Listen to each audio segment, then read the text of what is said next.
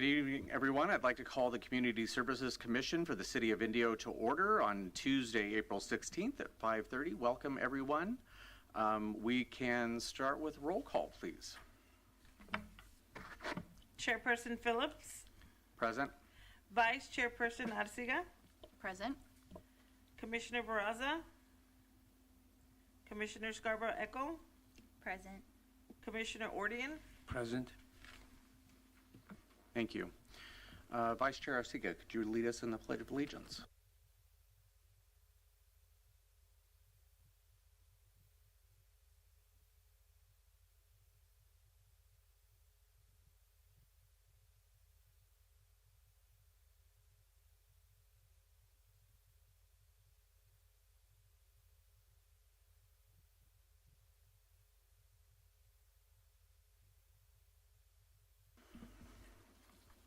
Thank you. I will open it up for commissioner comments, and we will start with Commissioner Ordian, please. Thank you, Chairperson. We don't have really any comments. The only comments I have is I see the City of Indio is growing every day. There's new constructions, new buildings. It's going on. So really, it's promising. Really nice to see. And the only disadvantage we have now traffic. So a lot of cars here. But my only comment is a positive that seeing the city actually growing day by day. Thank you. Commissioner Arcega.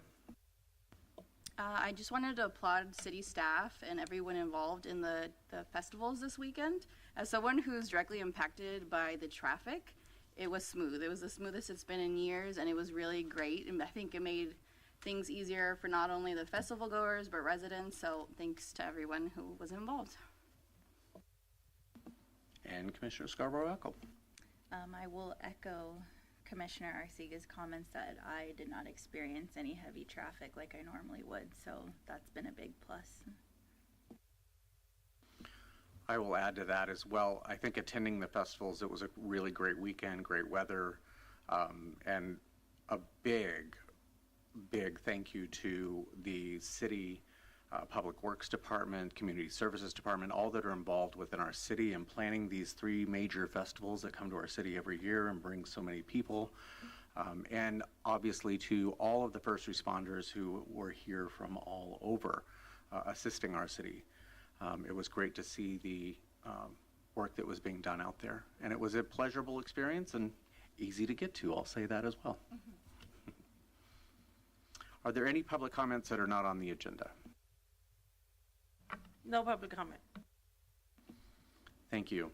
May I get a motion to approve the meeting minutes from February 20th?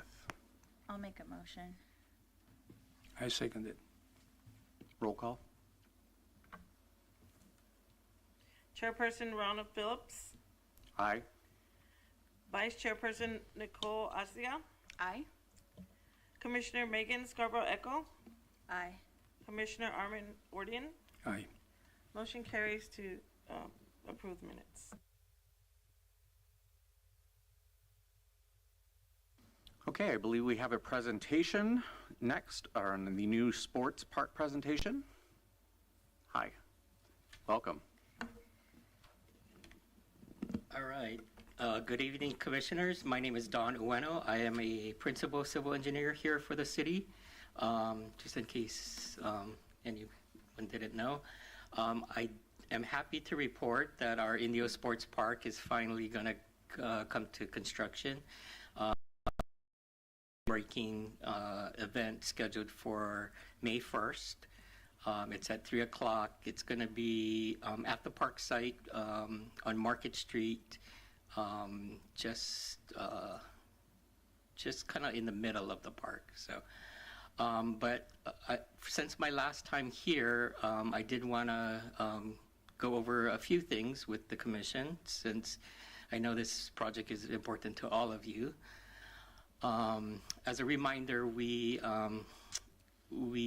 have included in the sports park, we have 2 baseball fields, 1 football field, 11 soccer fields broken down into the various age categories you see there. So U16 to adult, U12, U10, and U6. So we have 11 soccer fields. We have sports lighting throughout for nighttime play. We do have a parking lot with about 96 parking spaces, lots of shade trees away from the fields. There's drinking fountains, and then there is a walking path. So I know a lot of parents like to walk the path around Jackson while their kids are practicing. So we do have that walking path here. There is going to be restrooms and a concession stand near the baseball fields. And then there's some roadway improvements along Market Street and the perimeter fence. What's not shown in the plans and what's added to the park was an access gate and kind of like a pathway that connects to Avenue 44. So we didn't want to have the community that lives near Avenue 44 having to go all the way around. So we did provide some kind of pedestrian access that connects to Avenue 44. That's kind of the highlights of the project. And again, this is only phase one of the sports park that's under construction. There is future phases that's to the west of what was in the green here. And then just, this is kind of like a mock-up of what can be there. Of course, we would have community input like we did the first time as far as what kind of sports to include in the next phase of the project. But this one will show things such as more parking, like a lot more parking, some tennis courts, pickleball courts, sand volleyball courts. There was talk of a skate park, maybe some horseshoe pits, a lot more picnic shelters. I think the recreation building was slated for like a third phase, just because of the cost of such a recreation building. But if there's community support, advocates like you to push for that, of course, you know, we'll do what the community wants. And then kind of lower on the list of requests were like a community garden, a splash pad, and a dog park. So these are some of the things that are not part of the project, mostly because we got a $8.5 million grant from the state, which is this Prop 68 grant. And there was only so much that we could build with that 8.5 million. So overall, the city's putting in their own about 2.5 million. So it's close to an $11 million project. But it does give us the, you know, the soccer fields, the baseball fields, sports lighting, which was really important to the community. And then we did add some parking. So nowadays with construction, our 8.5 million doesn't get us as far as it used to do. But, you know, we did have those community meetings back, I think it was even during the pandemic. And what we heard was the focus on soccer, baseball, softball. Again, the groundbreaking is going to be on May 1st at Market Street and Patton Way at 3 o'clock. We are estimating that it's going to be 1 year of construction. So hopefully by this time next year, we will be all celebrating the ribbon cutting for our brand new Indio Sports Park. Here's something that I wanted to get some of your feedback on. The park sign that would say Indio Sports Park was not part of the plans and specs for this project. So we do have about a year to come up with the design. Here is some examples of the existing parks. As you can see, at a lot of parks, we do that flagstone kind of carved in with the old Indio logo and then the name of the park. Some of the newer parks, like the dog park, Station 87 Dog Park, you can see we did like a bone, a concrete bone with the new Indio logo. The Patton Park sign you see over there, that was part of a development that helped build that park. So they were a little bit more creative with their park signs. And then here are examples of off-the-shelf park signs that I got out of a park catalog. So I'm sure you've all been to many parks and seen some similar things, but you know, like if you look at maybe the third column, second row, you see that Oasis Park. Those are like concrete letters that were done. And then next to that, you can see other examples of concrete letters. So there's different choices as far as shapes, designs, like what kind of feeling we're trying to get. So the feedback that I kind of wanted to get from you guys was maybe each of you could talk about, do you want me to match what we have at our existing parks? Do you want me to go with more like an off-the-shelf design, like in some of the examples? And then, we can flesh out the colors, the shapes, the size, all that kind of stuff. But what I'm trying to do is put in the budget some money for this Indio Sports Park sign. Or the third option that I'll bring to the table is, do you want to go really creative and have a whole arts commission process where they'll do a call for projects and all of that obviously that takes longer, it's more expensive, but I did want to put the options on the table and get your honest feedback. Is it more consistency that you're looking for? I want to get that feedback. Or are you looking for, obviously at a sports type park, you're going to have like away teams coming to visit. So is the idea to just make it easy to read for people to find the sports park? Or do you want to like just continue on what we're doing? So I just kind of want to get all your feedback on that. I'll distill, even if you guys, I'm not asking for a decision right now, but I'm trying to get a general direction on where do I want to go, or where do I need to go for the park sign. So with that ends my presentation, and I'll answer any questions you may have. Thank you for presentation, Don. Well, I was looking the options. I kind of don't like the headstone type of thing. Work in the industry, funeral industry, kind of remind me of that. Sorry to say that, but It's honest feedback.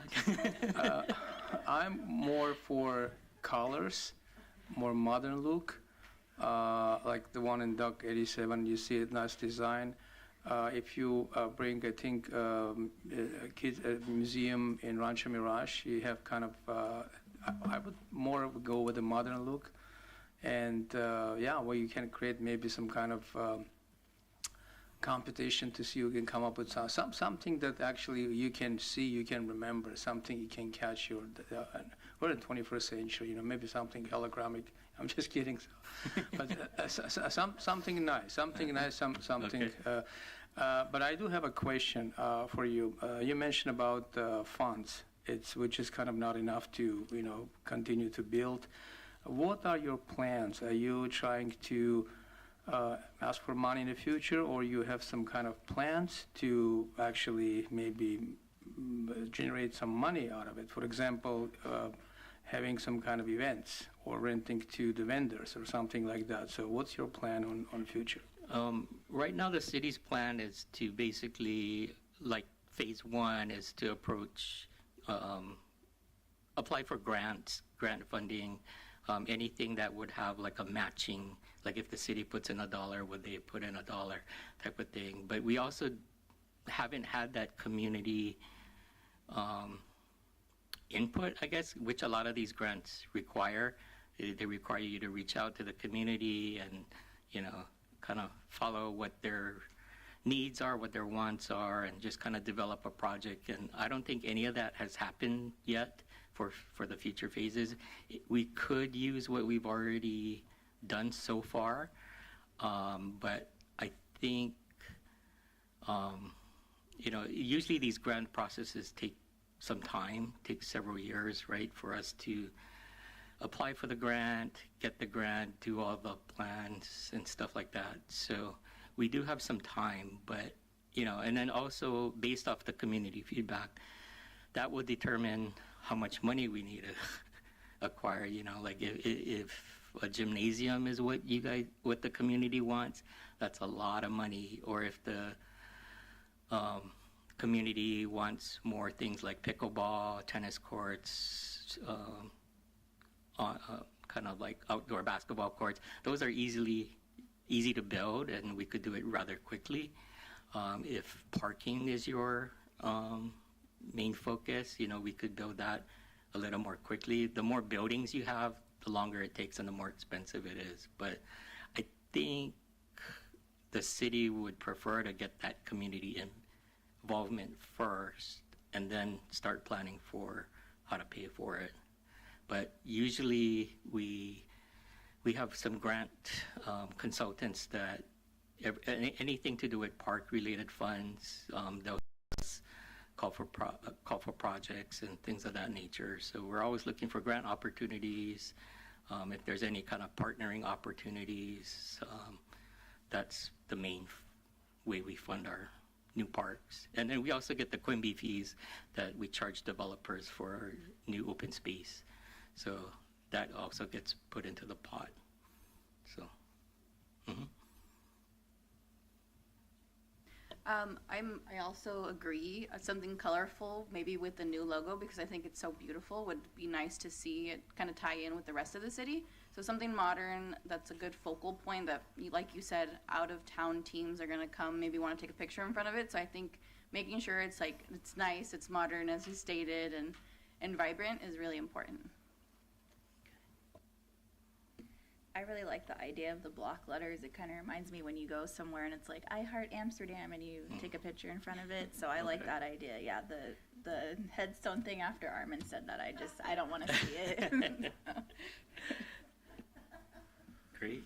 I agree with the rest of the commission. I believe that our Indio branding, I think, is working so well, and seeing it incorporated with center stage at our new outdoor living room and seeing those as you enter into our city, I think is a really key point to what Indio is in our branding and helping us stand out from the other cities around us.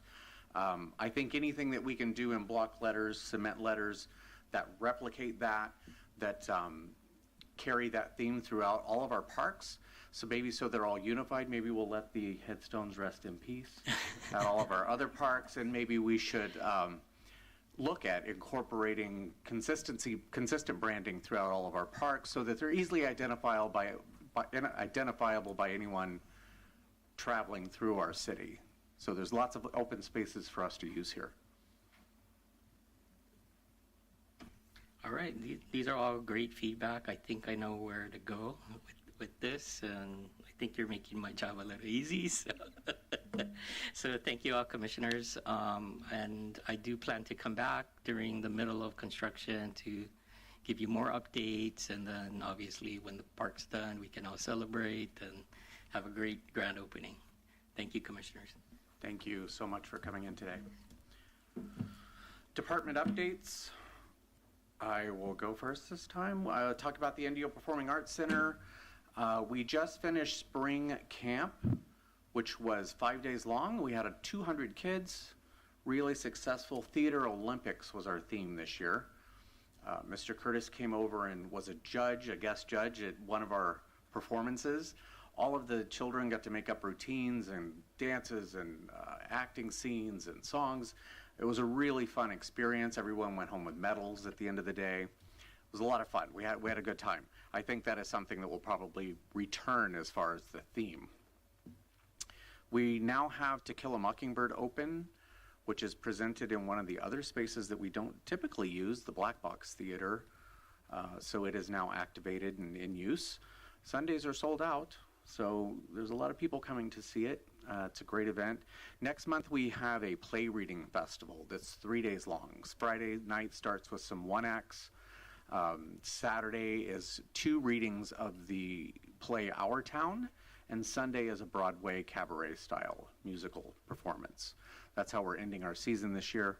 New season has been announced. Everything's on the DTW website at dtworks.org. We do have, now we're flipping right on it over into summer camp. We will have 2 sessions available this year, 200 students per session. One is in June, one is in July. The information again is on the website. If your children go to a DSUSD school and they are grades TK to 8, the cost of the program is covered by ELOP funds through the district. We serve 3 meals a day. It's a great great partnership that we have with DSUSD. So I would recommend that you keep looking at our website, check it out once a week, and register as soon as you can. I believe there's an interest form that's on there now. If you go ahead and get on that form, you'll be the first to receive the enrollment. We do expect the spots to fill up quickly. But it's a great program, and we're looking forward to a little time off this summer and returning in the fall with our new season. Thank you. Over at the Teen Center, since we last met, they held their prom dress giveaway, which was well attended. That was in partnership with Desert Recreation District and My Best Friend's Closet. That's always a fun event. A lot of teens go, and it's an open market basically where they go pick out their dress and accessories, and it's a good time. The Senior Center is wrapping up tax season, the free service for low-income seniors. Tax day was, I think, last week, or is it this week? So that's wrapping up, and they will be having their Easter luncheon. I believe it's next Thursday, the 25th.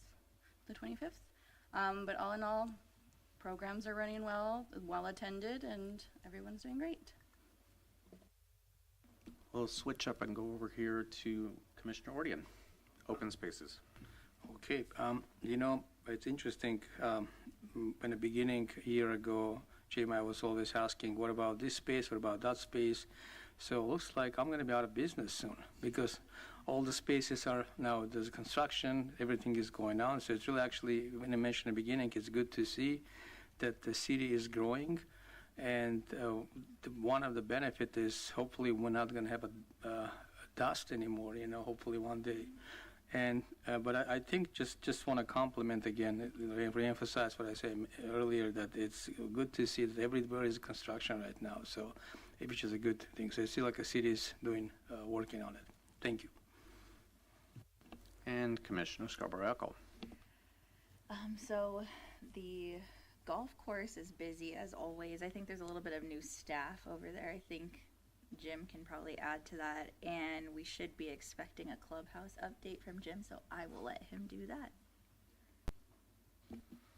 Thank you. I just want to remind all of our city residents and visitors that you can go to indio.org, and all of the events that we're talking about are available and listed there on calendars and more information about them. So please continually check out the indio.org website. Also subscribe to the monthly newsletter. There's always a lot of great information in there as to what's happening within our city as far as Food Truck Fridays, Second Saturdays, farmers markets. There is a lot that is happening now. So to keep track of all of it might be a little much. So the Indio people have got the website rolling, and it's out there for everyone to take advantage of. Moving on to park updates. I do not have any park updates for Dominguez or Jorth Park. And let's go to Commissioner Arcia. I don't have any updates. The times that I visited, I haven't seen folks actively out there, so I haven't heard of any comments, but everything looks great at the parks. No issues to report. Commissioner Scarborough-Echo. My only park that I get a lot of traffic at is Patton Park, and the pickle courts are used a lot, even to my dismay, because I am a tennis person. But yes, they are used a lot. I'm happy that people are happy and they're loving their pickleball, so I'll leave it at that. And Commissioner Ordian. The good news is that there's nothing to report. Is when everything is nice and clean. I just want to comment on the Station 87 Duck Park. I had to actually talk with the lady over there, and she was appreciative. We have this park, so she can bring her pets. So I think it's a really good idea to have that. And so it's, the only thing which she mentioned is when it's windy, and I don't want to take my pets outside. So, but again, it's a weather issue. But other than that, everything is looking good in the parks. Thank you. Thank you. And we will now go to Jim Curtis for updates from the Community Services Division. Thank you very much, Chairperson. Just a couple updates, not a ton. One I want to start with is I had sent an email out. No, I can't. Oh, here it is. I sent an email out on April 3rd asking for some names, historical names that the city council has asked the commission to come up with. And I wanted to see if we can get that list before today, and I got one from Megan, so I haven't seen any other names. So if you could jump on that for me, the city manager actually asked me yesterday how many names we've come up with, so I had to tell him exactly what happened. I've only had one, and I sent this email out a couple weeks ago. So if you could get back on that email and get back to me on some names, city council just wants to have a list that they could look at when a new park or new building or a new street needs to be named. There's a couple that we don't really worry about, but they wanted us to have them all. So if you guys could come up with 3, 4, 5 names, or a couple more names that we can present to city council, and then they'll run with those whenever the time comes. The actual way it works is that we suggest names, we take that to city council if we have like a specific park. So say we just want to name the council chambers, so we would take that, I would bring that to you guys, you'd recommend the name, I'd recommend that over to city council, then they would make the final decision. So I think since we have so much going on, like you guys are saying, like it would take us, if we only do one every month, it would take a long time to name these buildings. So I think they just want a list to have that we come up with to just have on file, and when a new park comes up, then we bring those to them and they can choose those names. They do have final decision, as you know, but anything that you guys can get to me of past historical figures, new historical figures, if there is such a thing, and get those to me, then I'll compile the list and I'll give it to the city manager to bring to council. So as soon as you can, that'd be great. I probably won't do a ton with it right now because I'm a little busy with something going on down at the Empire Polo Clubs, but I can certainly compile a list and get those over to the city manager. So if you could do that, that'd be great. Tomorrow night is Sonitos, which if you don't know your Spanish, that means sounds in Espanol.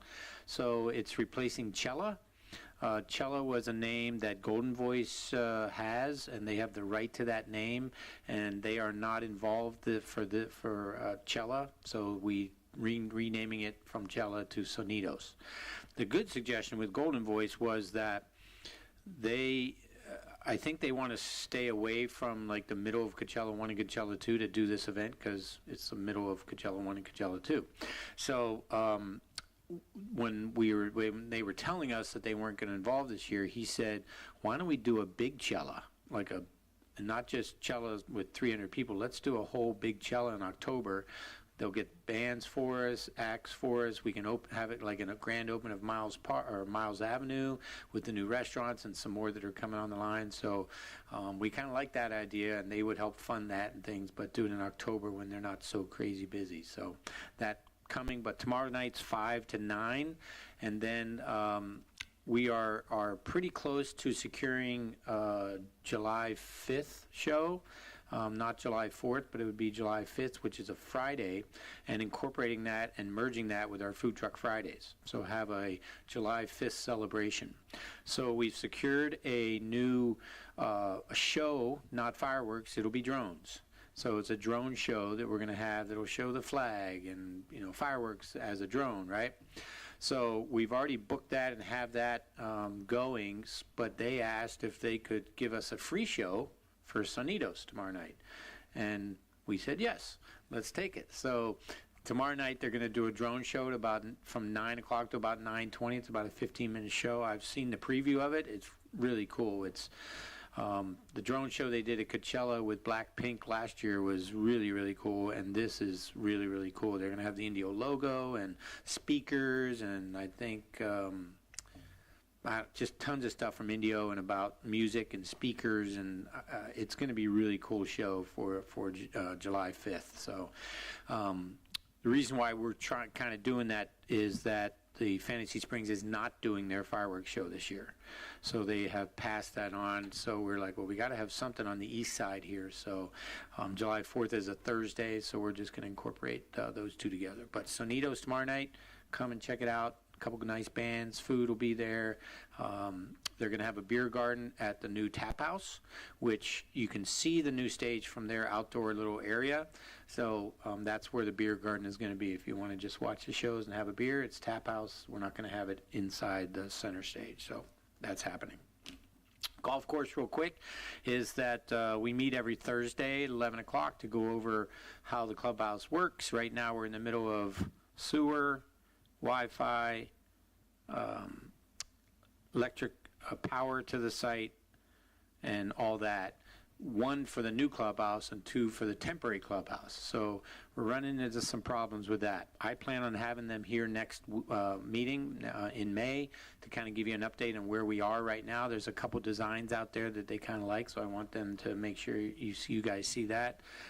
But they're looking probably by temporary clubhouse probably for about a year, so it'll probably take about a year to build that is what we're looking at. But right now we're running into some issues with IID and Valley Sanitary District just to try to get the site up to par for not only the clubhouse, but for that whole new area that's going in front of it, the new Chick-fil-A, and there's going to be a new Dutch Brothers and a couple other restaurants and business and office space. So they're all trying to get power to them, and the closest power station is on Golf Center and Avenue 42. So it's a long ways away, and we don't know who's going to be paying for power to get down to that site. So we're still right now waiting to get those, but I'm going to bring them, like I said, next month. Tamale Festival. So we put out an RFQ for the Tamale Festival that we put out about a month ago, and the deadline for submissions was on Friday, this past Friday. We've gotten 5 submissions for that, and their next, we're looking at possible interviews next week. I don't know if we'll hit that yet. We might wait until after Stagecoach, because the next thing after that would be the City Council, and that wouldn't be till the middle of May. So we have a little wiggle room between the date that we have to put on the RFQ. We'll try next week if we can. Just depends on if we're all busy and what we have and how we can schedule that. So it might be pushing next week. I'll let all 5 know what the date's going to be. But we're going to have a decision on the Tamale Festival soon, because we take it to council May, June, July. In the past, June or July is when the vendor applications go out, so vendors can hold the date. So we want to get that out sooner rather than later. We know that as it gets later, these vendors are already booked for those dates. So we want to get it out as early as we can. I want to start the contract June 1st.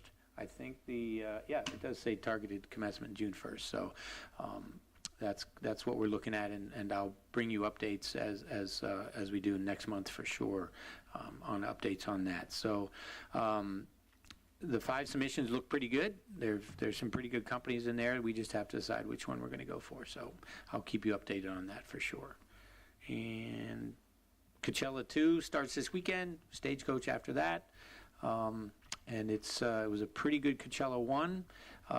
The crowds weren't as big as usual, but we got a lot of kudos for traffic being very, working well and not getting backups. I had a bunch of noise complaints, but definitely not as many as I've had in the past, and just little logistic stuff that we got through, but we're ready. And Stagecoach is going to be interesting. It's sold out already, first time ever, and the acts are great there, and I think that's going to be very interesting on Stagecoach, so we're looking forward to that too. And that's all I have, unless you have any questions for me. Questions? I'll add with a couple of comments. Thank you, Mr. Curtis, for all that you do planning these events. I know it's a lot of work on you directly, and we appreciate you. And my second comment would be, please apologize to Mr. Montgomery and the City Council for those of us who our homework is late. We will get on that. Thank you. Awesome, thank you. With any other business on the table, we'll go ahead and adjourn. Thank you, everyone.